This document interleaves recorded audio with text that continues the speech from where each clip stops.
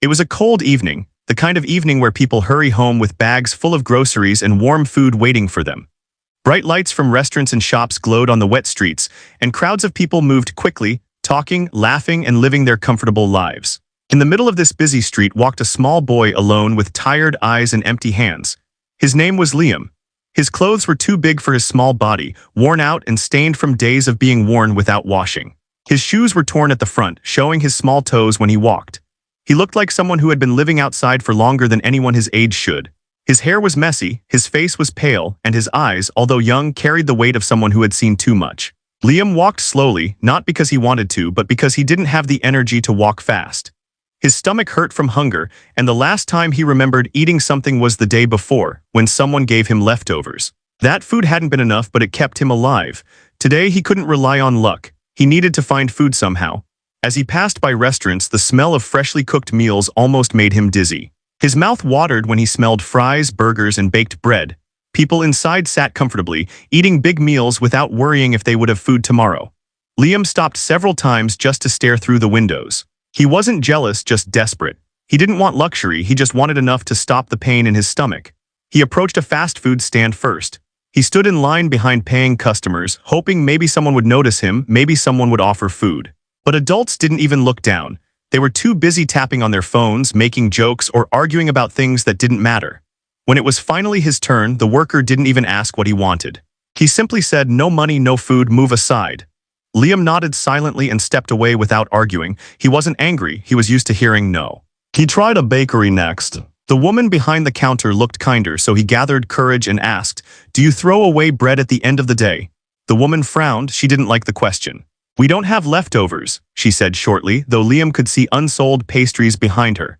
She wasn't a bad person, just someone afraid that kindness would make her responsible for more kindness. Liam walked away again, his legs growing weaker with every step. The cold wind pierced through his sweater and he pulled his arms tighter to keep warm. He passed by another restaurant, larger and more elegant than the others, with chandeliers, musicians, and people dressed in expensive clothes. He almost didn't go inside. Places like that didn't tolerate kids like him. In fancy restaurants, everyone pretended poverty didn't exist, but hunger killed fear. He took a deep breath and pushed the heavy door open. The warmth inside hit him like a soft blanket. He inhaled deeply, smelling rich sauces, freshly baked bread, and roasted meat. His stomach growled so loud he placed a hand over it to quiet the sound. The restaurant was full of laughter and loud conversation. No one noticed him at first. He stood near the entrance, unsure what to do. He didn't belong there, and he knew it. The waiters moved around quickly with trays, ignoring anything that didn't look like a paying customer. Finally, a waitress noticed him and walked over. She didn't smile. She looked tired. "You can't stand here," she said. Liam nodded. His voice came out weak. "I'm sorry, I'm hungry. I haven't eaten today. Could I have some food, even a small piece?" The waitress looked embarrassed. Not because of him, but because she didn't know what to say. She glanced around nervously. "We don't give free food," she said quietly, like she wished she could say something different. "Management doesn't allow it." Liam nodded again. He didn't blame her. He had learned that rules were more powerful than kindness. People nearby started noticing him. A few stared, a few frowned. One lady whispered to her friend, "Where are his parents?" Another man muttered, "Kids like this are everywhere these days." It was easier to blame the child than to understand him, but Liam didn't get angry. He just looked around, hoping someone would hear him, hoping someone would care. He didn't want money, he didn't want attention, he just wanted food. He stepped closer to a family eating near the front. "Excuse me," he said softly, almost shaking. "Do you have anything you don't want? I can eat leftovers." The father looked annoyed, like Liam had interrupted something important. "Go away," he said sharply. His voice was loud enough for others to hear, making a few people laugh awkwardly. Liam stepped back, eyes lowered. He felt embarrassed but not surprised. Hunger had taught him that dignity was expensive. He stood silently in the middle of the restaurant, surrounded by food, people, and warmth, but unable to touch any of it. In that moment, he looked more like a ghost than a boy, present but ignored. Even though he was young, he understood something clearly. This world wasn't designed for people like him. He took one slow breath and prepared to leave, ready to search for another place, another chance, another person who might care. But his story wasn't finished. Not yet. Liam turned to walk out of the restaurant, ready to face the cold street again, when a voice stopped him. "Hey kid, you can't just stand around begging here." It was the manager, a tall man with a serious face and a voice that carried across the room. He wasn't cruel, but he was tired of dealing with people he believed were trouble. Liam didn't argue, he simply said softly, "I wasn't trying to cause trouble, I'm just hungry." His voice trembled slightly, not from fear but from weakness. The manager sighed, clearly wishing he didn't have to deal with this problem in front of expensive customers. Problems like hunger didn't match the restaurant's perfect image. "You can't have free food," the manager repeated firmly, as if saying it would make the situation disappear. Liam nodded, but instead of walking away this time, he suddenly said something unexpected, something so strange that people nearby couldn't help listening. "I can play for a piece of food." The manager blinked, confused. "What?" Liam swallowed and said louder, "I can play the piano if I can have something to eat." For a moment there was silence. Then a few customers laughed, not kindly but loudly and mockingly. The idea of a starving boy offering to play music in a fancy restaurant sounded ridiculous to them. One teenage boy snorted, "What's he gonna play?" "Twinkle, twinkle," with his elbows. His friends laughed, slapping the table. A woman whispered, "He probably doesn't even know what a piano is." Even the waitress who had spoken to Liam earlier smiled awkwardly, unsure if the boy was joking or serious. Liam didn't laugh. His face remained calm, tired, and honest. He wasn't trying to be funny. He wasn't performing a trick. He was simply trying to make a trade, music for food. But the more serious he looked, the funnier it seemed to the audience. The manager chuckled, shaking his head. "Kid, this isn't some street corner. This is a real piano, a grand piano. It's not a toy." What? Liam looked over at the gleaming instrument placed in the center of the restaurant. It was huge, shiny, and intimidating. He stared at it with something more than curiosity, something like longing. One customer raised his glass and said loudly, "Come on, let him play. I could use a laugh." Someone else added, "If he's brave enough to embarrass himself in front of all of us, at least give him a slice of bread."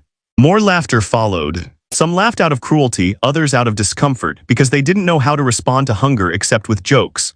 Liam didn't react. He didn't show anger, sadness, or shame. He simply stood still, his eyes on the piano, as if the world around him wasn't important. "What's your name?" someone asked teasingly. "Liam," he replied softly. "All right, Liam," another man said sarcastically, "do a show for us. Play something amazing to earn your supper." The manager hesitated. The restaurant wasn't a playground, and he didn't want a child messing with an expensive instrument. But the crowd was entertained and the customers were laughing, which meant good business. The restaurant valued customer satisfaction more than dignity. So with a forced smile, the manager said, "Fine. If you play something good enough, I'll get you something to eat." The crowd cheered lightly, like an audience waiting for a street performer. But behind their amusement was a cruel expectation. They wanted him to fail. They wanted a reason to continue laughing. They didn't believe talent could come from someone wearing torn clothes and starving eyes. The waitress looked nervous. She tried to whisper to the manager, "What if he breaks something?" But he waved her away. "It's just a kid. He won't even know how to open the lids." Liam stepped closer to the piano. People watched with wide smiles, waiting for him to trip or smash the keys. The teenage boys whispered bets. 2 seconds, one said. "He'll make noise for 2 seconds before they kick him out." In the middle of all the laughter, one girl, a quiet teenager sitting with her family, wasn't laughing. She watched Liam with worry and curiosity. She wondered why a child would risk being humiliated just for food. But nobody else thought that way. They were entertained by this strange situation, a poor kid, a fancy restaurant, a grand piano, and an impossible challenge. Liam didn't speak. He didn't react to anyone. He simply walked toward the piano slowly, like he was approaching something sacred, something familiar. His hands shook, not from fear but from weakness and cold. As he reached the piano, someone shouted, "Play something we know." Others clapped sarcastically. The laughter followed him like a shadow, heavy and cruel. Most of them believed they already knew the ending of this story. A hungry boy would make a fool of himself, they would laugh harder, and the night would continue. But none of them knew the truth. They weren't about to witness embarrassment. They were about to witness brilliance. And the laughter would not last much longer. Liam stood in front of the piano, small and fragile compared to the huge instrument. The restaurant lights made the black surface shine, reflecting his thin figure like a ghost. He reached out slowly, but before he touched anything, the manager rushed over, waving his hands. "Wait, wait, wait, don't start touching things yet," he said quickly, sounding nervous. The piano was expensive, and although he had agreed to let the boy play, he didn't trust a child with dirty hands near it. The crowd laughed again, thinking the moment was funnier than it really was. The manager looked around the room to judge the atmosphere. People were smiling, whispering, pointing at the boy. For the first time that evening, the customers seemed entertained. That mattered to him more than anything else. If the customers were happy, they would stay longer, order more food, spend more money. So the manager, despite his irritation, decided to turn this strange situation into a performance. He cleared his throat loudly and announced, "Ladies and gentlemen, we have a very interesting performance tonight. Liam says he can play the piano for a piece of food." His tone was mocking, dramatic, clearly meant to entertain. People clapped, some jokingly, some truly curious. Liam didn't look embarrassed or angry, he just waited. The manager turned to a waiter. "Bring him something small if he actually plays something," he said, stressing the word small. "I'm not running a charity show." The waiter nodded awkwardly, unsure if this was funny or cruel. A woman sitting near the front raised her hand and shouted, "If he plays well, I'll buy him a full meal." The crowd laughed, thinking she was being silly or playful, but the tone in her voice wasn't a joke, it was a challenge to the manager. He ignored it, pretending not to hear. The manager stepped back, crossing his arms. "All right, kid. Show us what you've got. If you can play anything more than noise, you'll get some food." Liam nodded softly, "Thank you." He sat down carefully, finding the right position on the piano bench. His feet didn't fully reach the ground, so they dangled awkwardly. The sight of his small, thin body on such a large, elegant bench made some people feel a sudden ache in their chest, but they pushed it away with laughter. Before Liam could begin, someone yelled from a table, "At least wipe his hands first." The comment made everyone laugh again. The manager grabbed a napkin defensively, walked over, and quickly wiped Liam's hands as if cleaning a fragile glass. The napkin turned slightly brown from dirt, making a few women wrinkle their noses. "Better now?" someone joked. "No," another replied, "now he can break the piano with clean hands." Laughter filled the room again, but this time the sound echoed sourly. Not everyone was laughing genuinely. Some people were starting to feel uneasy with the cruelty, but no one wanted to be the first person to speak out. Except one. At the bar sat an older man with gray hair and glasses. He watched Liam closely, not with judgment but with curiosity. He leaned toward the manager and said quietly, "Be careful how you speak to him. Hunger isn't funny." The manager forced a smile, "It's just harmless fun." The man raised his eyebrows. Is it fun for him? The question made the manager uncomfortable, so he walked away quickly without answering. Liam, unaware of most of this conversation, sat calmly, waiting for permission to play.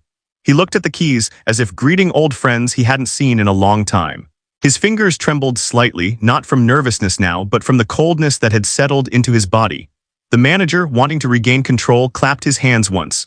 "All right, everyone quiet down, let's hear him." He sounded like a ringmaster presenting a circus act. The room fell silent, though not completely. A few whispers lingered, a few snickers, but most people waited with genuine curiosity now. Some wanted to laugh, but others secretly wanted to be surprised.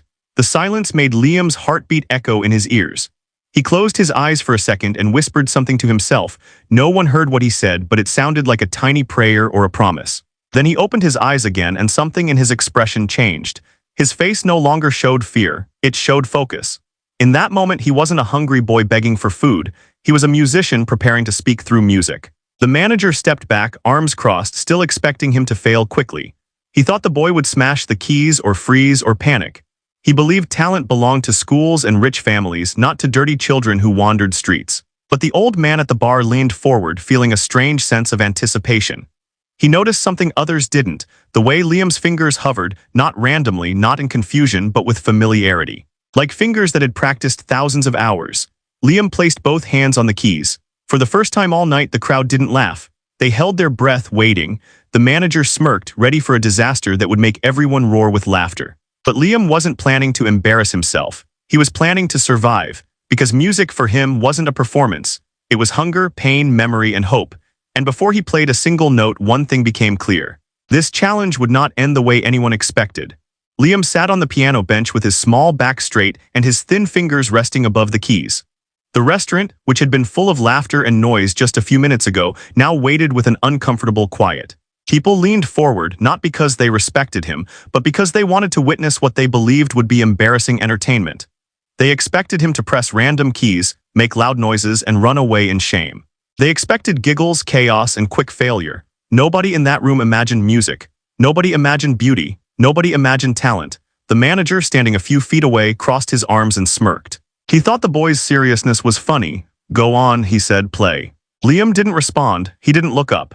He just took one shaky breath, placed his fingers gently on the keys, and began to play. The first notes were soft, so soft that a few people had to stop whispering just to hear them properly. A delicate melody floated across the room, like a warm wind through cold air. People blinked, confused. They expected banging and chaos, but this was calm, controlled, and emotional. He continued, adding more notes, weaving a gentle but powerful tune. His fingers moved with surprising confidence, almost with muscle memory, as if they had spent countless hours practicing somewhere, a place where hunger and judgment didn't exist. The restaurant changed instantly. Laughter stopped, conversations froze, even forks paused halfway to mouths. The transformation was so sudden that everyone felt it even if they didn't understand it. Something inside the music grabbed their attention before they could resist. Liam played with emotion, not because he wanted to impress anyone, but because he needed the music. Every note sounded like a secret pain he was releasing. It wasn't loud or dramatic, it was honest. Soft, broken, hopeful, a lady at the front lowered her drink, eyes wide. "This isn't possible," she whispered. Her husband frowned, confused. "How does a street boy play like that?" A group of teenagers who earlier joked loudly now stared with their mouths slightly open.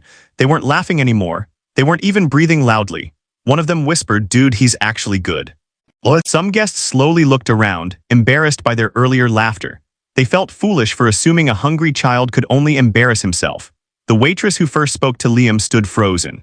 She had served rich people all her life, seen live bands, heard pianists with university degrees, but this felt different. This sound came from struggle, not privilege. The notes gradually grew stronger, richer, filling every corner of the restaurant. Liam's thin arms moved up and down the keys gracefully, with the discipline of someone who had practiced for years. His expression changed. His face relaxed, eyes half closed, as if he forgot the audience and returned to a different world. He wasn't performing anymore. He was remembering. People didn't know what to feel. Some felt admiration, others guilt. Some felt shame for laughing earlier, and some felt tears they didn't expect. The music touched something human inside them, a part they didn't show in expensive clothes and fancy restaurants. The old man at the bar who earlier warned the manager closed his eyes. He wasn't surprised. He recognized the way a prodigy held the keys, not with doubt but with belonging. The manager, however, stood frozen. His smirk disappeared. His arms uncrossed. He stared, unable to understand how a starving boy could produce something so skilled, so emotional, so effortless. His thoughts twisted into confusion and discomfort. He had planned to entertain his customers with humiliation, not be humbled by a child. A soft, broken-hearted melody took over the room like a story without words. It sounded like loneliness, like hunger, like nights spent cold and hopeless, but also like strength, resilience, and survival. People weren't just hearing music, they were hearing his life. For a moment, nobody cared what Liam wore, how dirty he looked, or where he came from. In that moment, he wasn't a homeless boy, he was a musician, an artist, a soul carrying something rare and beautiful. Even people who didn't understand music understood that something extraordinary was happening. One woman whispered to her friend, "Do you realize we were laughing at him?" Her friend nodded slowly, ashamed. "We didn't know." But the truth was, nobody tried to know. Nobody gave him a chance until now. The melody rose gently, as if telling everyone, "You judged too quickly, you didn't look deeply, you didn't believe talent could exist in struggle." People didn't laugh now, they didn't even speak. They just listened, afraid that if they moved or made noise, they might break the fragile magic filling the room. Liam's eyes opened briefly. He looked at the keys, at his small hands moving so gracefully, then closed them again as if trusting his fingers to remember the rest. He didn't play for applause. He didn't play for attention. He played for food, for survival, for dignity, and strangely that made the music more powerful. As the song moved toward its emotional center, something unimaginable happened. Someone began to cry. A soft tear slid down a woman's cheek. She didn't wipe it. She didn't hide it. She just listened, stunned by how a hungry child could expose emotions she had buried for years. When Liam held a long, trembling note, the room was so silent that everyone could hear their own breath. The music was no longer a performance. It was revelation. A revelation that nobody expected, nobody asked for, and nobody would ever forget. Because in a world obsessed with status and money, a starving boy had just reminded them. Genius can come from anywhere. Liam continued to play, but something unusual began to happen in the restaurant. The space that had once felt loud, crowded, and full of careless laughter slowly changed into something softer, almost sacred. It happened gradually, as if the music was rewriting the mood of the room note by note. The restaurant, normally buzzing with plates clinking, voices overlapping, and waiters rushing around, became unusually still. People who were halfway through conversations forgot what they were saying. Forks filled with food hovered in the air, forgotten. Someone who was scrolling through their phone lowered it slowly, not wanting to miss a single sound. The first half of the piece had brought shock and silence. But now, as the melody deepened, the room shifted from shock to awe.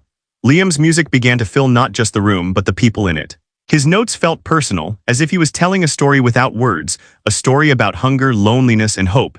He didn't play like a child trying to impress adults. He played like someone who had lived more life than his small body suggested. A woman at the nearest table leaned back slowly, her face softening. She had come to the restaurant to show off her new jewelry and share gossip with friends. Now her expensive diamonds felt meaningless compared to the raw honesty coming from a hungry boy. She swallowed hard, feeling something heavy in her throat. Across the room, a businessman who spent his life negotiating deals felt a strange sting in his eyes. He wasn't a man who cried easily. But something about the music reminded him of his own childhood, of a mother who once believed he would grow up to be an artist before life turned into bills, pressure, and survival.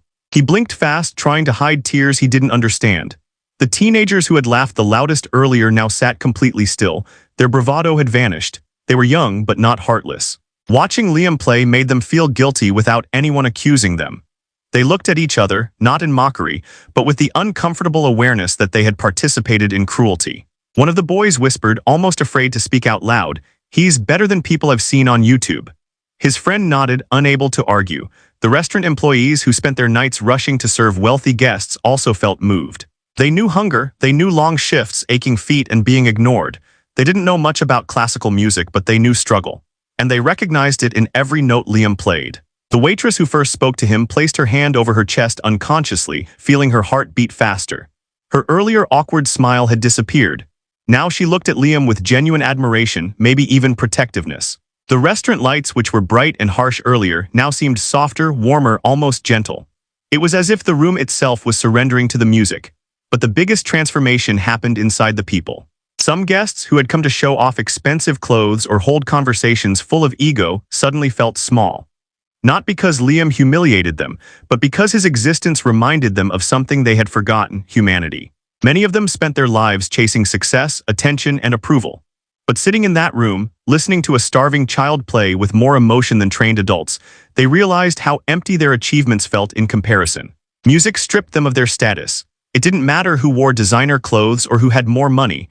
Everyone was equal in the face of beauty. Everyone, regardless of background, felt something real. Even the walls seemed to hold their breath. The grand piano, polished and expensive, no longer looked like a decoration. It looked like a vessel carrying stories, pain, and dreams. And Liam played it as if it belonged to him, as if he had waited his entire life to sit in front of it. The manager, who had originally encouraged the performance for amusement, now stood frozen in a strange mix of embarrassment, shock, and admiration. He didn't know much about music, but he recognized excellence when he heard it. More importantly, he recognized how wrong he had been. He looked around the room and saw the faces of his customers, not laughing, not bored, but humbled. His entertainment idea had turned into a moment of truth, and he didn't know how to feel about it. He swallowed hard, feeling a knot of guilt he didn't want to admit. He had used a hungry boy as a joke. Now that same boy was giving his restaurant a performance worth thousands of dollars.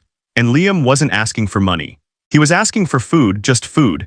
That truth hit many people painfully. A few lowered their eyes, ashamed to meet his.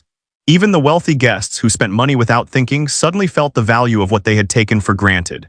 They realized how quickly they judged someone based on clothes, smell, or social status. They realized they had decided who he was before knowing anything about him, and they realized how wrong they had been. Liam didn't see any of this. He wasn't watching the crowd transform. He wasn't thinking about judgment, guilt, or social change. He was lost in the music, in memories of a world where he felt safe, loved, seen. His face relaxed, and for the first time that night he didn't look hungry or desperate. He looked peaceful. The restaurant, which earlier was a stage for laughter at someone else's expense, had become a place of quiet reflection. The atmosphere wasn't heavy, it was gentle, emotional, almost healing. Nobody could explain what happened. Nobody planned it, but everyone felt it. A child with nothing had reminded them of everything. And the night, once shallow and ordinary, had become unforgettable. Liam played the final notes gently, letting them fade into the air like a whisper. He didn't end with a loud, dramatic finish. He ended quietly, almost fragile, as if he was afraid the last sound might break.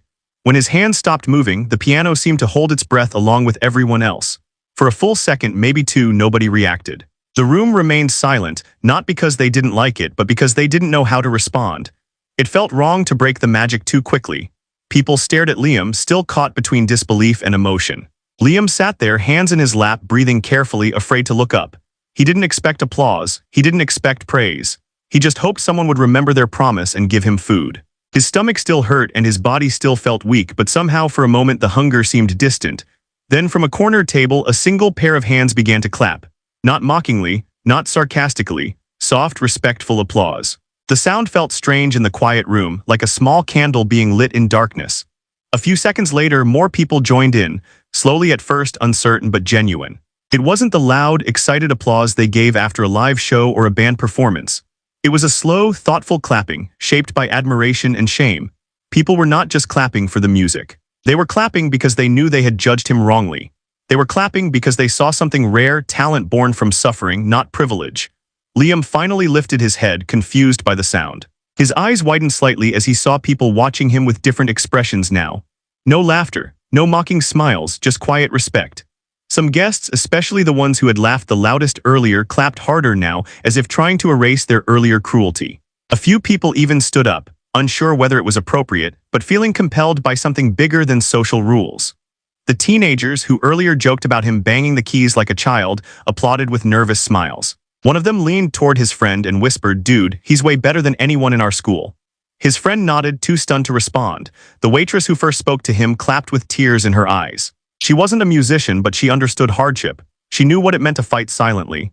When she looked at Liam now, she didn't see a homeless kid. She saw courage, pain, and strength. The older man at the bar stood up slowly, clapping with dignity. He didn't look surprised. He looked proud, as if he had been waiting for this moment. He knew talent when he saw it, and he knew how rare it was to witness something pure. But the most uncomfortable reaction came from the manager. His face was pale, almost embarrassed. He hadn't expected applause. He hadn't expected the crowd to shift emotionally. He had thought this stunt would entertain the guests, make them laugh, keep them spending money. Now they were giving attention, respect, and admiration to a boy who had walked into his restaurant begging for food. This was not the kind of attention he wanted. It didn't benefit him. It made everyone notice how badly he had treated Liam. It made him look cruel, shallow, and ignorant. He forced a smile and clapped a little, but it was mechanical and uncomfortable. He didn't want anyone to see his guilt. The applause continued, gentle but persistent. It wasn't loud, but it filled the room with a warmth that no expensive decoration could create. Liam didn't know what to do. He wasn't used to being applauded. He wasn't used to being acknowledged. He stood up slowly, almost shyly, and gave a small nod, unsure of how to respond. He didn't know if people were clapping because they liked the music, or because they pitied him, or because they didn't know what else to do. He didn't need applause, he needed food. But for a moment, the applause eased something heavy inside him. It reminded him of a time before hunger, when he played in a small school auditorium and his teacher clapped proudly. It reminded him of a time when he was seen, not ignored. A woman in a red dress stood up suddenly and said loudly enough for everyone to hear, "That was beautiful. He deserves dinner." People nodded, murmuring in agreement. Someone else added, "Not just dinner, he deserves help." These words made the manager uncomfortable again. He didn't want anyone expecting him to do more than food. But the crowd wasn't demanding anything concrete. They were just moved, confused, emotional. Someone asked, "Where did he learn to play like that?" Liam shrugged, "My mom taught me." The simple answer hit people harder than long explanations could.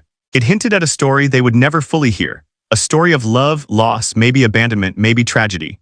The waitress walked over with a plate of warm food, far more than the small piece the manager promised. She set it on the piano gently, as if offering something sacred. "Eat," she said quietly, her voice cracking.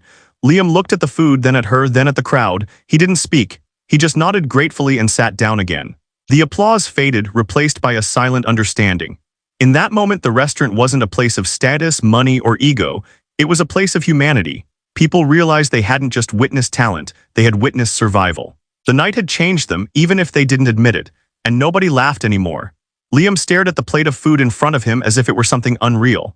Steam rose gently from the warm meal, carrying smells that made his empty stomach twist and ache. He hadn't seen a plate that full in a very long time.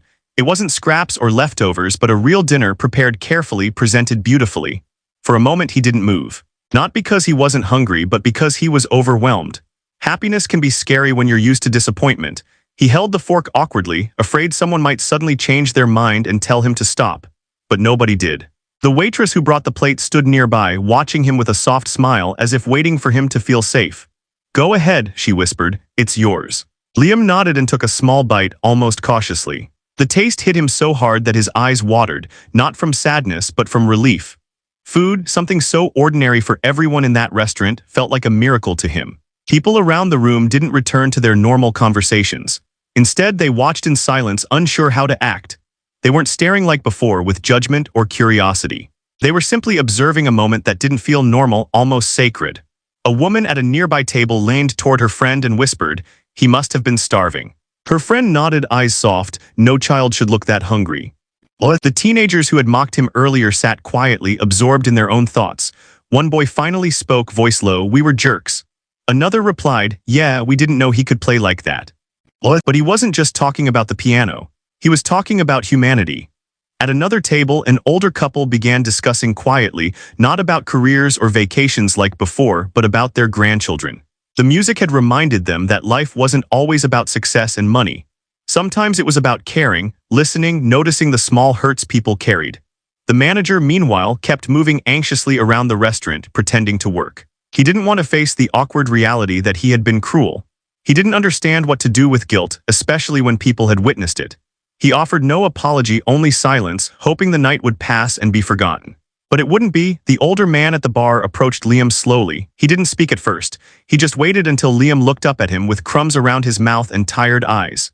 "You play beautifully," the man said softly. Liam didn't answer immediately. He wasn't comfortable speaking to strangers, but he finally replied, "Thank you." "You learned from your mother?" the man asked. Liam nodded. "She used to teach me every day. She said music makes people feel less alone." The man swallowed hard. There were questions he wanted to ask. Where is she now? What happened? Why are you alone? But he didn't ask them. Sometimes the truth is too painful to speak and too heavy to hear. Instead, he said, "She must have loved you very much." Liam looked down at his plate and nodded again. "She did." Across the room, the woman who offered to buy Liam a full meal walked over with a gentle smile. She crouched beside him and said, "If you ever come here again, let me know. I'll buy you dinner." Liam stared at her, confused by the offer. People didn't promise him things. People didn't invite him back. He didn't know how to respond. Finally, he whispered, "Thank you." She smiled wider. "No need to thank me. You gave us something beautiful tonight." Other customers began to speak softly too. Some offered him food to take with him. Others asked about his life gently but not too directly. A few young musicians gathered near him, excitedly asking what songs he knew, if he ever had lessons, if he had dreams of performing on stage someday. Liam didn't give long answers. He didn't boast. He didn't brag. He didn't know how to be proud of himself. He simply said the truth. "I just want to play. It makes me feel okay." Those simple words hit people harder than fancy explanations. Many of them had everything: cars, homes, expensive clothes, yet they didn't always feel okay. They didn't always feel peace. And here was a boy with nothing but a gift who found comfort in it. The restaurant felt warm now, not because of lights or heaters, but because of empathy. People were softer, kinder, more real. They weren't trying to impress each other anymore. They were trying to understand each other. Liam continued eating quietly, not rushing. He didn't know when his next meal would be, so he ate slowly, savoring every bite. People didn't interrupt him with loud conversations or jokes. They let him eat in peace. The music had not just transformed the restaurant, it had transformed the people in it. It made them think about hunger, childhood, talent, and the unfairness of the world. It made them realize how easy it was to ignore pain until someone forced them to listen. For one night inside a fancy restaurant full of strangers, something rare happened. People stopped pretending. People stopped judging. People remembered their humanity. And Liam, a boy with no money, no home, and no certainty about tomorrow, sat in the middle of it all, quietly eating, unaware that he had changed a room full of lives. When Liam finished eating, he pushed the empty plate slightly forward, careful not to look greedy by licking it clean, even though he wanted to. His stomach finally felt warm, heavy, and satisfied. For the first time in days, he wasn't thinking about food. He wasn't thinking about pain. He was just sitting, letting his small body rest. People slowly began leaving their tables, but not in the usual noisy way. They walked with softer steps, speaking in low voices. Some looked back at Liam as they passed, a silent smile or nod on their faces. They didn't know what to say, but their eyes said enough. The restaurant felt like a different world now, calmer, humbler, kinder. Nobody was bragging or shouting. Nobody was trying to show they were better than others. The music had taken away the masks people wore, leaving their hearts exposed. The waitress came back to Liam with a small bag. Inside were sandwiches, a piece of cake, and 2 apples. "Take this with you," she said quietly, "for later." Liam stared at the bag with disbelief. He had not expected more food than he could eat right now. He looked up shyly. "Are you sure?" She nodded. "Yes, you need it more than we do." He whispered, "Thank you," but the words were too small for the gratitude he felt. The older man from the bar approached next. He held out a small folded note. "Money, probably." Liam hesitated, shaking his head gently. He didn't like taking money. It felt different from taking food. Food was survival. Money meant charity, pity. The man didn't force it on him. He simply said quietly, "If you ever want to play somewhere safe, come to the community center down the street. We have a piano there." He pointed toward a direction outside. Liam's eyes brightened, not with excitement but with a feeling he had forgotten possibility. "Do you teach there?" Liam asked. The man smiled. "I try, but I think tonight I learned more than I ever taught." What? Liam didn't understand the meaning fully, but he nodded politely anyway. The man patted his shoulder gently, not like someone comforting a child, but like someone greeting an equal. As the crowd thinned, the manager finally approached, hands in his pockets, eyes heavy. He looked uncomfortable, almost ashamed. He had spent years running this business, making money, keeping everything perfect. But he had never faced something like tonight, a moment where a homeless boy revealed the cracks in his pride. He opened his mouth, closed it, then tried again. "You played well," he said quietly, not enthusiastic, not warm. But honest. Liam looked at him with neutral eyes, neither angry nor grateful. "Thank you." The manager swallowed as if struggling with words. "I shouldn't have treated you like a joke." What? He didn't say more, but those words were harder for him to speak than a speech in front of a crowd. Liam didn't know how to respond. He wasn't used to apologies. So he simply nodded, not judging, not forgiving, just accepting. The manager continued awkwardly, "Come back if you need help, not every day, but sometimes." He wasn't making promises, he wasn't pretending to be a hero. He was just trying in his flawed human way to do better. Liam whispered, "Okay." It wasn't a bond, it wasn't a contract. It was just a simple understanding between two imperfect people. Outside, the cold wind blew against the windows. Liam shivered just looking at it. The warm restaurant suddenly felt too good to leave. But he knew he couldn't stay forever. He didn't belong here, no matter how kind the night had become. The waitress walked him to the door, holding his bag of food for him. She looked at him with worry, as if letting him go felt wrong. "Do you have somewhere to sleep?" she asked softly. Liam hesitated, then shook his head. Her eyes filled with sadness. She wanted to fix everything, not just his hunger but his life, but she couldn't. Nobody could do that in one night. The world was too complicated, too unfair.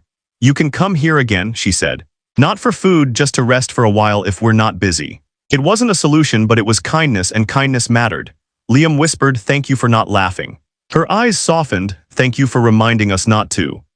As Liam stepped outside, holding his bag tightly, the cold night wrapped around him again. But it didn't feel as harsh as before. He wasn't alone anymore, not in the way that breaks people. The world was still hard, but it wasn't empty.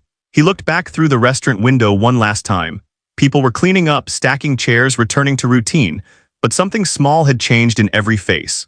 They didn't look as proud or busy or blind. They looked human. Liam whispered to himself, "Mom was right. Music makes people feel less alone."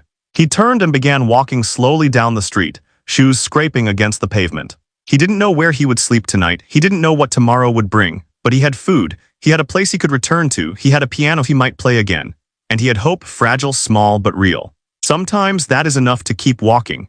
And as he disappeared into the night, the people inside the restaurant remained changed, even if they didn't know it yet. A hungry boy had entered their world as a stranger. He left as something more. A reminder of kindness. A voice without words. A small miracle that they would never forget. The music paused for a short break, and the famous singer walked toward the edge of the stage, drinking water and wiping sweat from his forehead. The crowd was still buzzing with excitement, yelling his name, asking for photos, cheering for more songs. He smiled because he had to, not because he felt genuine joy. Fame was loud, exhausting, and sometimes empty. Lights flickered around the room as waiters hurried between tables, refilling drinks and collecting empty glasses. Guests talked loudly, trying to impress each other with stories of expensive things, houses, cars, trips, success. There was a competitive happiness in the air, as if everyone wanted to prove they were living the perfect life. Near the front, a group of wealthy fans made a joke about music. One of them said, "These days anyone can sing. Real talent doesn't exist anymore." Another replied, "Yeah, even my housekeeper thinks she can sing in the shower." They all laughed loudly, not caring who heard. The singer turned to them, amused. He liked attention, and he liked being the center of every conversation. He flicked his hair dramatically and said, "Talent takes work. Not everyone can be me." The crowd laughed, mostly because they agreed. He glanced around the room, searching for something or someone to keep the attention on him. His eyes landed on Norah, who stood near a table quietly refilling glasses. She didn't stand out. She wasn't glamorous. She wasn't trying to be noticed. She was simple, invisible, just doing her job. The singer pointed at her suddenly. "Hey you," he shouted loud enough for everyone to hear. "Come here." Norah froze, unsure if she heard correctly. She looked around, hoping he meant someone else, but he pointed again, more aggressively this time. "You, in the uniform, come on." The audience turned their heads toward her. Some smiled, amused, others raised eyebrows, curious. Norah's heart raced. She didn't like attention, especially not the kind that felt forced. But she couldn't refuse. It was her workplace. And he was the star of the night. She walked slowly toward the stage, her hands shaking slightly, afraid she might drop the glasses she carried. When she reached the edge, she set the tray down carefully and wiped her palms on her apron without realizing it. The singer smiled a confident, prideful smile. "Everyone," he said loudly, "let's see if this lady can sing." Laughter erupted instantly, loud, careless laughter. People clapped, some cheered, others whistled.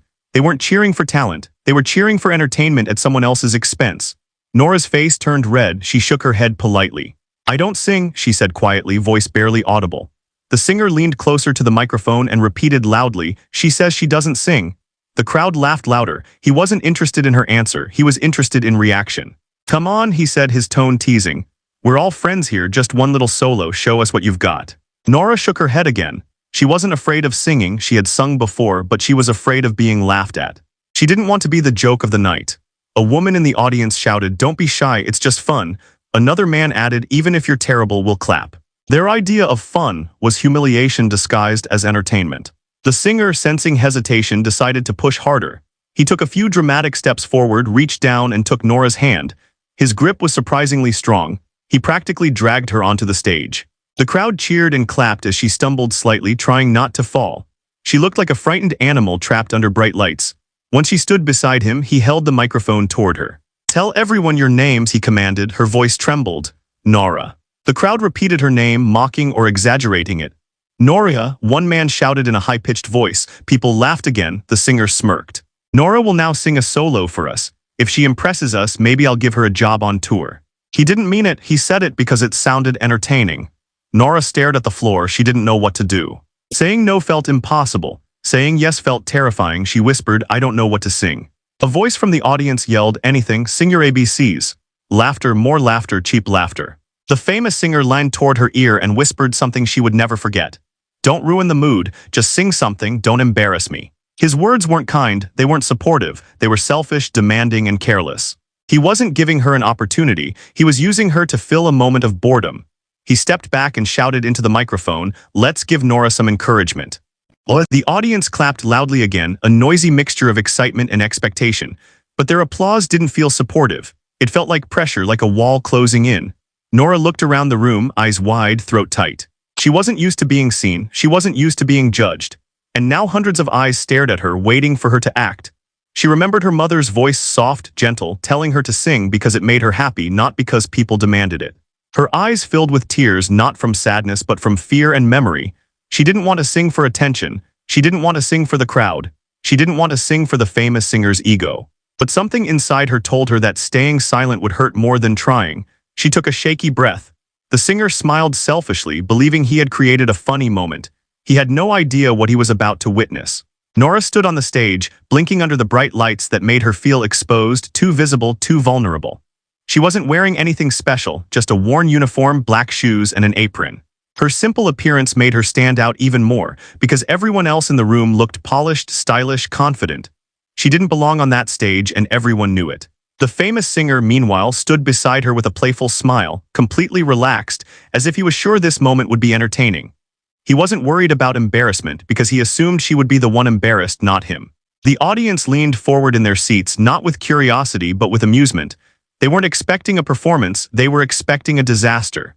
People held up their phones, ready to record. They wanted something funny, something cringeworthy, something they could post online later with a mocking caption. A man near the front whispered loudly to his friends, "This is going to be terrible." His friends laughed, leaning in for a better view.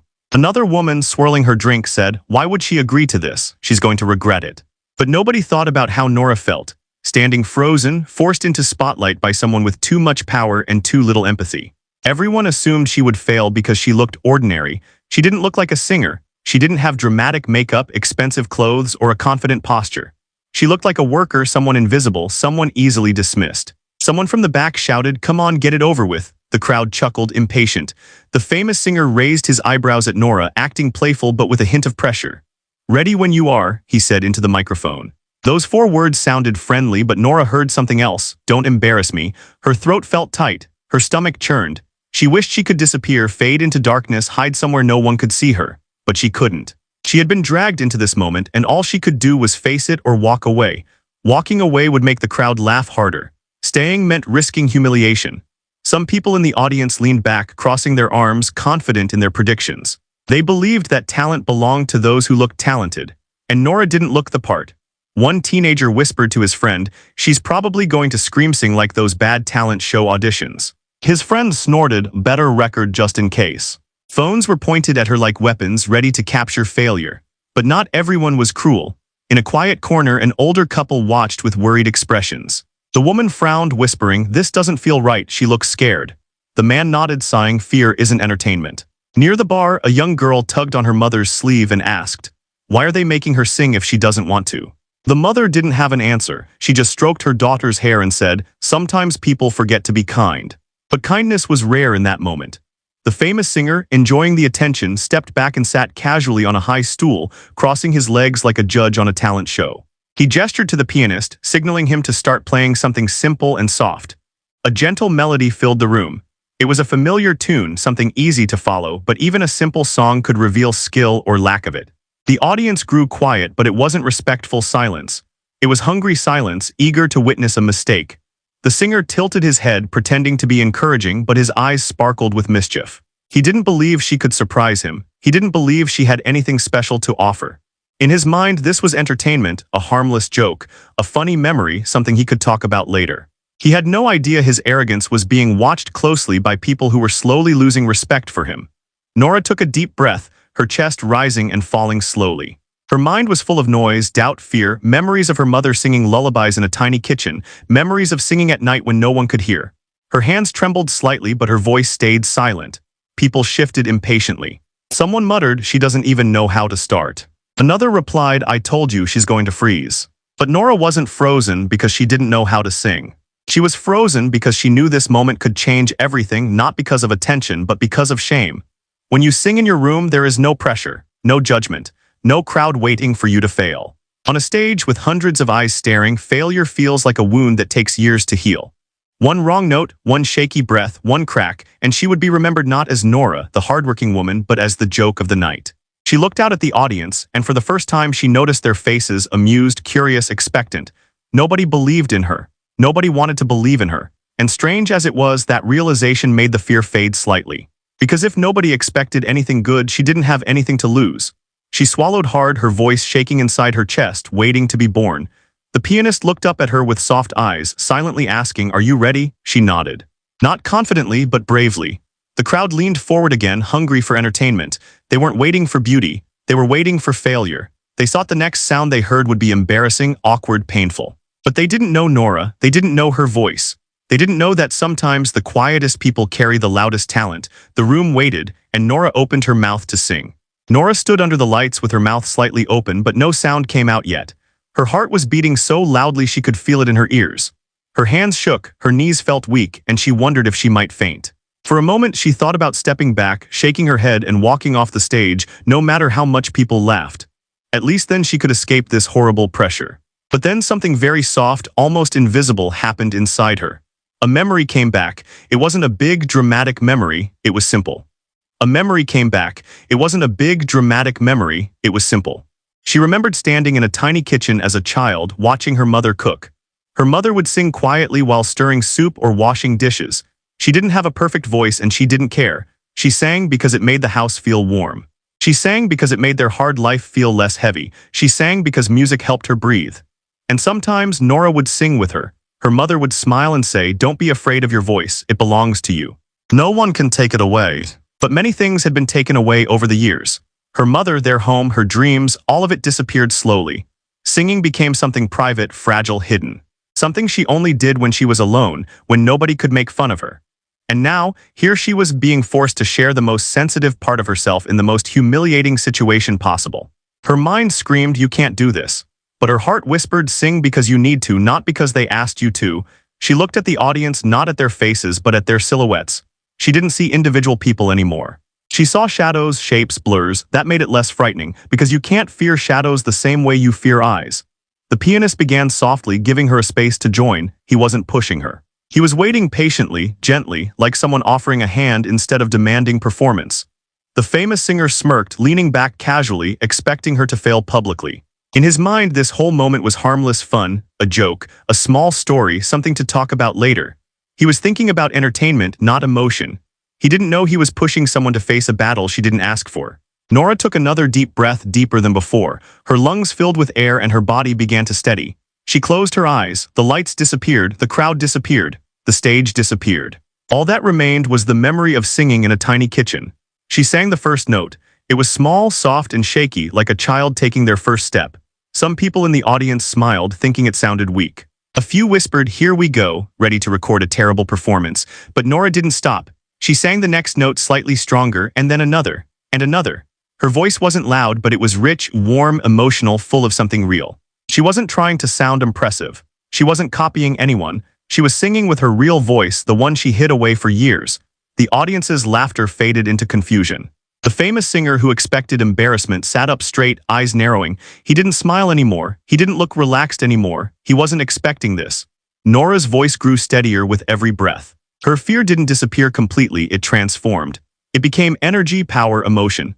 Her voice carried that transformation in every word. The song she sang wasn't loud or popular. It wasn't a hit song with perfect high notes. It was a simple melody filled with something deeper than skill, honesty. And honesty, when expressed through music, becomes a force nobody can ignore. Some audience members leaned forward stunned. Others stopped recording, embarrassed by what they expected to witness.